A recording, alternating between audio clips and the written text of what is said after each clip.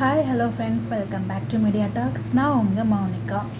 மகாநதி வீக்காக்கு அப்புறம் எனக்கு அடுத்து ஒன் ஆஃப் த ஃபேவரட் ஜோடினா இந்த ஒரு ஜோடி நான் சொல்வேன். நம்ம ராகவ் அண்ட் அபியை எனக்கு ரொம்பவே பிடிக்கும்.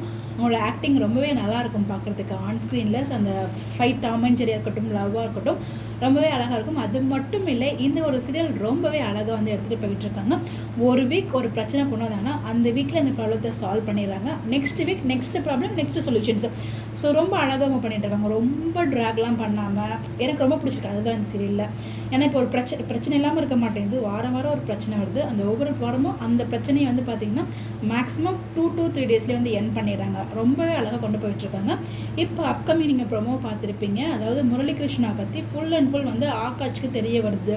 ஸோ யாருக்கெல்லாம் தேவையாதுன்னு நினச்சாங்களோ அவங்களுக்குலாம் தெரிய வந்துருச்சு. ஃபஸ்ட்டு ஆகாஷ் வந்து செம்மையாக ஷாக் ஆகுறாரு. கண்டிப்பாக வந்து எப்படியும் வந்து அண்ணா கிட்ட சொல்லாத சொல்லிடுவாங்க. அதனால் ராகவ் கிட்ட சொல்ல மாட்டார். இந்த விஷயம் வந்து பார்த்திங்கன்னா அபி, ஆகாஷ், அனு இவங்க 3 பேருக்குமே தெரியும். இதை வச்சு வந்து பார்த்திங்கன்னா ராகவை எப்படி வந்து நம்ப வைக்கலாம் அப்படின்ற மாதிரி இவங்க 3 பேரும் சேர்ந்து போராடுவாங்கன்னு நினைக்கிறேன், என்னோட கெஸ் படி.